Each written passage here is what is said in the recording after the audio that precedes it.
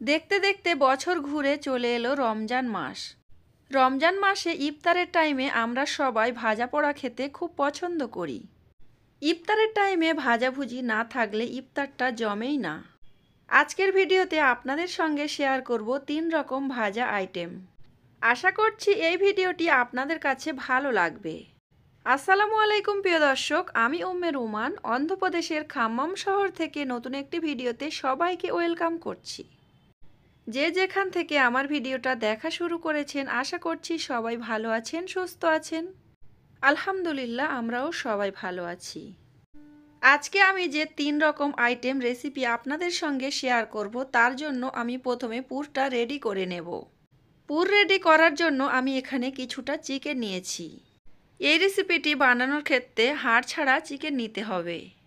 এই রেসিপিটি আপনারা চাইলে টাটকা টাটকা বানিয়ে খেতে পারেন অথবা সংরক্ষণ করে রাখতে পারেন ডিপ ফ্রিজে। আমি এখানে চিকেনটা কেটে নিয়েছি, সাথে নিয়েছি টমেটো নিয়েছি, গাজর নিয়েছি, শুঁটি কড়াই নিয়েছি, পেঁয়াজ নিয়েছি আর আলু নিয়েছি। সব কিছু উপকরণ আমি কেটে ধুয়ে এবং গুছিয়ে নিয়েছি প্লেটের মধ্যে।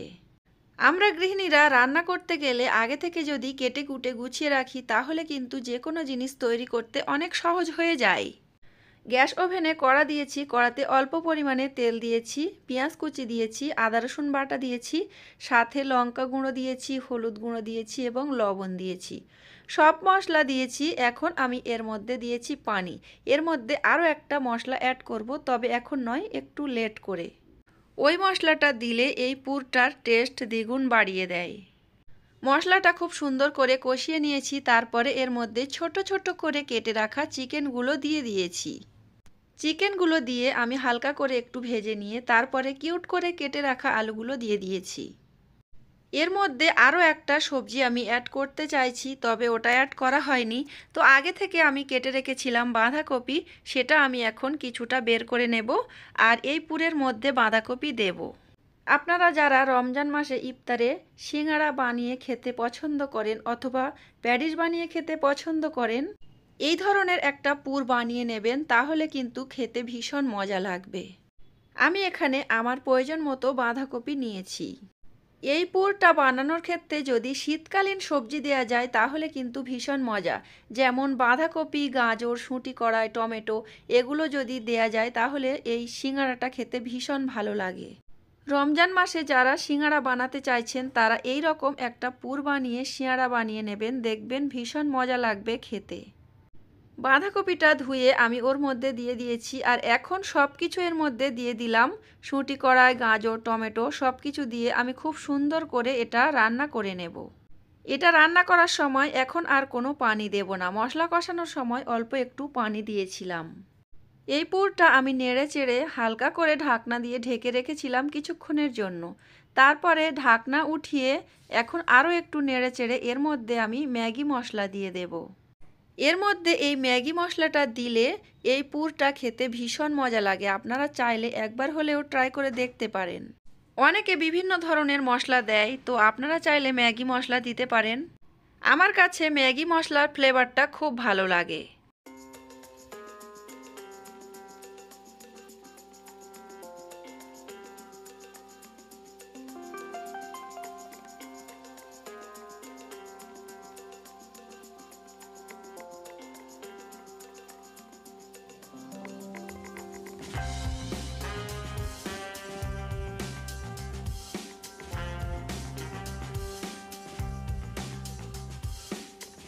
মশলাটা দিয়ে হালকা আঁচে একটু নেড়ে চেড়ে এটা আমি কমপ্লিট করে নিয়েছি। এখন একটা বাটিতে উঠিয়ে নেব। দেখতে পাচ্ছেন আপনারা এই পুরটা কতটা লোভনীয় হয়েছে। এই রকম পুর বানিয়ে আপনারা চাইলে পরোটা বা লুচির সঙ্গেও খেতে পারেন। একদিকে আমি পুর বানিয়ে নিয়েছি, অপর সাইডে আমার হাজবেন্ড ময়দা মাখিয়ে দিচ্ছে, খুব সুন্দর করে ডো রেডি করে দিচ্ছে। সর্দি কাশি আমার কাছ থেকে পিছু ছাড়ছে না, যার কারণে আমার হাজবেন্ডকে দিয়ে ময়দাটা মাখিয়ে নিয়েছি। আমার কোনো এক ভিডিওতে বলেছিলাম আটা মাখানো আর কাদা মাখানো সমান, কাদা মাখালেও ঠান্ডা লেগে যায়। তো ঠিক তেমনই আমার আটা মাখালেও ঠান্ডা লেগে যায়। খুব সুন্দর করে আটা মাখিয়ে দিয়েছে আর আমি এর মধ্যে থেকে লেচি কেটে আমি আমার পছন্দ মতো রেসিপি বানিয়ে নেব। আমার হাজবেন্ড কিন্তু তার কাজে চলে গিয়েছে আর আমি আমার মতো করা শুরু করে দিয়েছি। প্রতিটা ভিডিওতে আমার হাজবেন্ড আমার কিছু না কিছু হেল্প করে দেয়। তো আমার প্রিয় প্রিয় আপুরা এই বিষয়টা খুবই পছন্দ করে এবং আমার হাজবেন্ডকে অসংখ্য অসংখ্য ধন্যবাদ দেয়।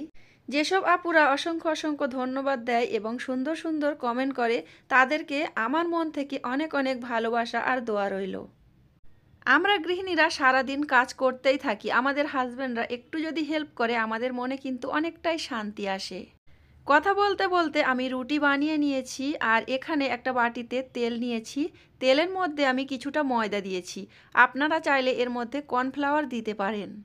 তেল আর ময়দাটা হাত দিয়ে খুব সুন্দর করে মাখিয়ে নিয়েছি। এখন আমি রুটির মধ্যে ওই মাখিয়ে রাখা তেল আর ময়দা একসঙ্গে ওটা আমি হাত দিয়ে খুব সুন্দর করে লাগিয়ে দিচ্ছি।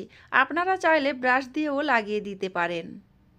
প্রথমে যে রুটিটা বানিয়ে নিয়েছিলাম তো ওই রুটিটার উপরে চাপিয়ে দিয়েছি। আবারও আমি ওই ব্যাটারটা দিয়ে দিচ্ছি, ওর মধ্যে তেল আর ময়দার ব্যাটারটা দিয়ে আমি আবারও রুটি চাপিয়ে দেব। আমি যে রেসিপিটা তৈরি করছি এর নামটা তো বলা হয়নি, এটা হচ্ছে ক্রিসপি প্যাডিস তৈরি করছি। এই প্যাডিসটি খেতে ভীষণ মজা লাগে আর অনেকটা ক্রিসপি হয়। তো ভিডিওর শেষে আপনাদেরকে দেখিয়ে দেব কতটা ক্রিসপি হয় আর কেমন করে ভাজা করি, সব কিছুই শেয়ার করব এই ভিডিওতে। আমি এখানে 4টা রুটি দিয়েছি, এর মধ্যে রুটির উপরে ওই ব্যাটার দিয়েছি, তারপরে রুটি দিয়েছি।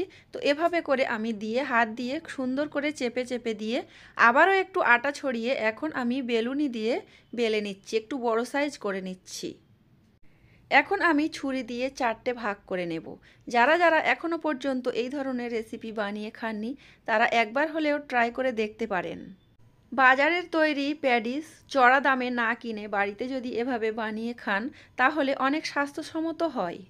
রমজান মাসে ভাজা পোড়া কিনতে গেলে কিন্তু প্রতিটা জিনিসের দাম অনেকটাই বেশি।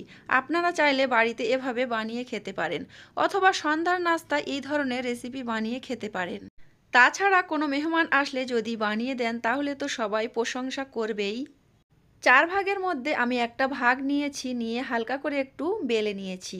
তারপরে আমি এর মধ্যে পুর দিয়েছি, পুর দিয়ে যে কোণগুলো এঁকা বেঁকা হয়েছিল ওটা আমি ছুরি দিয়ে কেটে দিয়েছি। আর এখন আমি হাত দিয়ে এটা ফোল্ড করে নিচ্ছি।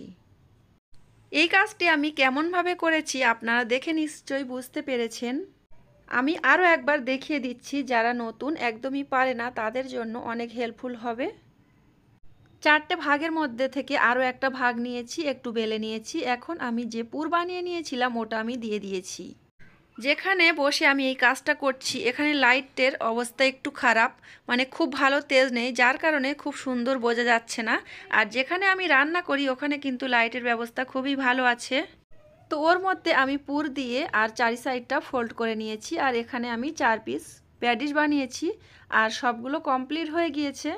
আরও প্যাডিস অনেকগুলো বানিয়েছি, সেগুলো অফ ক্যামেরাতে বানিয়েছি কারণ ক্যামেরাতে অতগুলো দেখানো সম্ভব হয়নি। শীতের সবজি দিয়ে আমি প্যাডিস বানিয়েছি, এটা আপনাদের কাছে কেমন লেগেছে অবশ্যই জানাবেন। তো আপনারা সাথেই থাকুন, আরও একটি রেসিপি আপনাদের সঙ্গে শেয়ার করব। গৃহিণীরা কম বেশি এই রেসিপিটা জানে। এখন যেটা বানাতে যাচ্ছি এর নাম হচ্ছে সিঙ্গাড়া। এটা একটু লম্বা করে বেলে নিতে হবে, তারপরে মাঝখান থেকে কেটে নিতে হবে আর ওর মধ্যে পুর দিয়ে দিতে হবে। তো আমি যেই পুরটা বানিয়েছি ওটা একটু বেশি করে বানিয়েছি, অনেক রেসিপি আপনাদের সঙ্গে শেয়ার করব বলে আর অনেক মজা করে খাবো বলে। ওই ফোল্ডের মধ্যে আমি দিয়ে দিয়েছি পুর, তারপরে আমি ভাঁজ করে দিয়েছি আর ওই ভাঁজটা উল্টে এদিকে এনেছি আর এখন সিঙ্গাড়ার ভাঁজ হয়ে গিয়েছে। তো বুঝতে পেরেছেন কেমনভাবে আমি সিঙ্গাড়া বানিয়েছি। অনেকে সিঙ্গাড়া বানানো জানে, তো আমি যেহেতু বানাচ্ছি সিঙ্গাড়া তাই আপনাদের সঙ্গে শেয়ার করছি। যারা জানে না আমার ভিডিওটি দেখছে তাদের হয়তো উপকারে আসবে। কিভাবে ফোল্ড করেছি দেখেই বুঝতে পেরেছেন। এর মধ্যে এখন আমি পুর দিয়ে দেব আর ওই একই পুরে বিভিন্ন ধরনের রেসিপি আপনি বানিয়ে খেতে পারবেন। এখন আমি হাত দিয়ে চেপে চেপে এই সাইডটা ওই দিকে উল্টে দেব, দিয়ে একটু চেপে চেপে নেব। আর এই যে দেখতে পাচ্ছেন 3 কোণা সিঙ্গাড়া হয়ে গিয়েছে। 2টা সিঙ্গাড়া আমি আপনাদের সঙ্গে শেয়ার করেছি আর বাকিগুলো অফ ক্যামেরাতে বানিয়ে নিয়েছি। সিঙ্গাড়া বানানোটা আপনাদের কাছে যদি ভালো লাগে তাহলে অবশ্যই কমেন্ট করে জানাবেন। তাছাড়া আরও একটা রেসিপি আপনাদের সঙ্গে শেয়ার করব, তো আপনারা সাথেই থাকুন। আর ময়দাটা কিভাবে মাখিয়েছি সেটাও একটু বলে দিচ্ছি। যতটা পরিমাণ ময়দা নেবেন তার স্বাদ অনুযায়ী লবণ নিতে হবে আর একটু রিফাইন তেল দিয়ে খুব সুন্দর করে উষ্ণ গরম পানি দিয়ে ডোটা বানিয়ে নিতে হবে। আরও একটা রেসিপি আপনাদের সঙ্গে শেয়ার করছি। এটা আমি ভালোভাবে চৌকো করে আমি বেলে নিয়েছিলাম, তারপরে আমি ছুরি দিয়ে কেটে নিয়েছি। আর এটা একটু স্কিপ হয়ে গিয়েছে, ভিডিওটা তো আমি বানিয়েছিলাম কিন্তু এই মুহূর্তে হয়তো স্কিপ হয়ে গিয়েছে, আমি আর জয়েন লাগাচ্ছি না, আমি একটু বলে দিলাম আপনাদেরকে। তো চৌকো করে কেটে নিয়ে এর মধ্যে পুরটা দিয়ে আর উল্টে দিতে হবে, আর চারি সাইডটা হাত দিয়ে চেপে দিতে হবে, আর এইভাবে কাঁটা চামচ দিয়ে একটু ডিজাইন করে নিতে হবে। এটা কিন্তু একটা সুন্দর নাস্তা, আপনারা চাইলে বাচ্চাদের টিফিনে এই ধরনের নাস্তা বানিয়ে দিতে পারেন। এটা কিন্তু খুবই সহজ।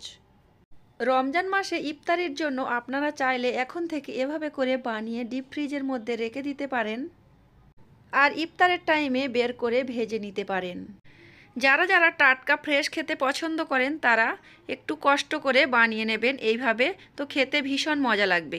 বিশেষ করে এই প্যাটিসটা খেতে ভীষণ মজা, আর এই প্যাটিসটা অনেক ক্রিস্পি এবং টেস্টি। আর এই প্যাটিসটা কিন্তু ভাজার সময় একটু বেশি করে তেল দিয়ে ডুবো ডুবো তেলে ভাজতে হবে। অনেকগুলো রুটি লেয়ার করে যেহেতু আমি এটা বানিয়েছি, তো এখানে বুঝতে পারছেন খুব সুন্দর একটা ফোল্ড করা দেখা যাচ্ছে, আর ওগুলোর থেকে আসলে ক্রিস্পিটা হয়। এগুলো ভাজার সাথে সাথে যদি মেহমানদের কাছে দেন তাহলে মেহমানরা অনেক মজা করে খেয়ে ফেলবে। এগুলো তো এখানে খুবই চড়া দামে বিক্রি হচ্ছে, তো আমরা যদি এভাবে করে ঘরে বানিয়ে ফেলি তাহলে কিন্তু এতটা চড়া দামে আর কিনে খেতে হয় না, একটু কষ্ট করে বানিয়ে নিলেই হয়। আমি এখানে কিছুটা প্যাটিস বানিয়ে নিয়েছি, তারপরে সিঙ্গারাগুলো ভেজে নেব। তো আমার ছেলে এবং হাজবেন্ড সবাই অপেক্ষা করছে খাওয়ার জন্য, তার মাঝখান থেকে কিন্তু আমি একটু ভিডিও ক্যাপচার করে নিচ্ছি। এখন আমার হাজবেন্ড চলে এসেছে, আর আমার হাজবেন্ড অলরেডি সিঙ্গারা ভাজা শুরু করে দিয়েছে। তার হাত দেখে অনেকে বুঝতে পারছেন। মাশাল্লাহ, আলহামদুলিল্লাহ, আমি অনেক কেয়ারিং একটা হাজবেন্ড পেয়েছি। আল্লাহর কাছে লাখ লাখ শুকরিয়া আদায় করি। সবাই আমাদের জন্য দোয়া করবেন। এদিকে সিঙ্গারা ভাজাটা হতে থাক, আর অপর সাইডে এগুলো কেমন ক্রিস্পি হয়েছে সেটাই আপনাদের সঙ্গে ডাইরেক্ট সাউন্ড অ্যাড করছি, তো আপনারা কান দিয়ে একটু শুনুন, বুঝতে পারবে। আর খেতে কিন্তু ভীষণ মজা।